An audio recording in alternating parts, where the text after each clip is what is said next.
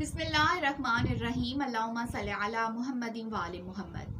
عزیزان محترم، حضرت ابو طالب رسول اللہ صلی اللہ علیہ وآلہ وسلم سے جتنی محبت، مودت اور عشق رکھتے تھے اور ان کی حفاظت اور ان کی زندگی کی حفاظت جس انداز سے حضرت ابو طالب علیہ السلام نے کی اور جو ان کے احسانات دین اسلام پر ہیں اس کو یقیناً الفاظ میں بیان نہیں کیا جا سکتا۔ لیکن کچھ ایسے واقعات اور روایات ہمیں ملتی ہیں جو کہ حضرت ابو طالب علیہ السلام کی بے پناہ عشق اور محبت اور عقیدت جو کہ ان کو رسول اللہ حضرت محمد مصطفیٰ صلی اللہ علیہ وآلہ وسلم سے تھی اس کو ظاہر کرتی ہیں۔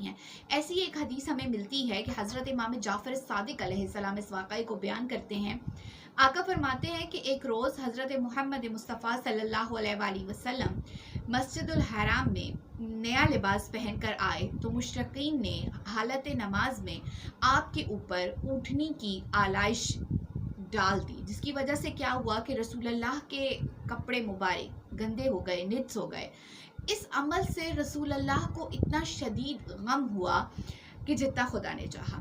حضرت ابو طالب علیہ السلام کے پاس آپ تشریف لائے اور کہنے لگے کہ اے چچا جان، آپ کے نزدیک میری کیا قدر و منزلت ہے؟ حضرت ابو طالب علیہ السلام نے جب اپنے پیارے بھتیجے کو اس عالم میں دیکھا تو آپ نے یہ پوچھا کہ یہ تمہارا کیا حال ہے؟ رسول اللہ نے تمام واقعے کو بیان کیا۔ حضرت ابو طالب نے اسی وقت حضرت حمزہ علیہ السلام کو بلایا، تلوار لی اور حضرت حمزہ سے کہا کہ اسی آلائش کو اٹھاؤ جو کہ رسول اللہ کے جسم مبارک پہ موجود جو لباس تھا اس کو گندا کیے ہوئے تھی، نجس کیے ہوئے تھی۔ آپ نے فرمایا کہ اس آلائش کو اٹھاؤ اور رسول اللہ کو لے کر قوم کی طرف چلے۔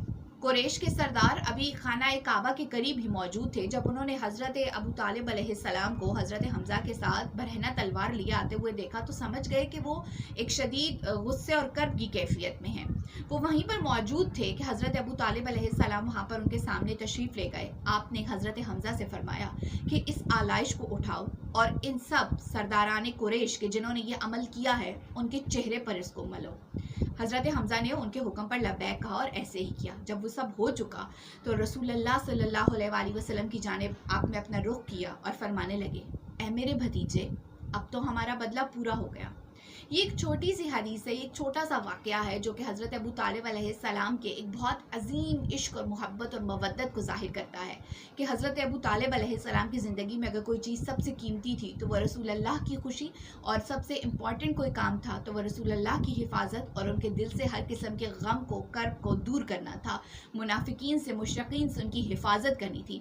یہی وجہ ہے کہ جس سال حضرت ابو طالب علیہ السلام انتقال کر گئے اور اس دنیا سے رخصت ہوئے تو جبریل امی خداوند متعال کا یہ پیغام لے کر آئے کہ اے محمد صلی اللہ علیہ وآلہ وسلم، آپ کا رب یہ حکم دیتا ہے کہ اب آپ مکہ سے نکل جائیے، کیونکہ اب حضرت ابو طالب علیہ السلام نہیں رہے کہ جو آپ کا دفاع کرتے۔ ہمارے لاکھوں سلام ہو عاشق رسول حضرت ابو طالب علیہ السلام پر۔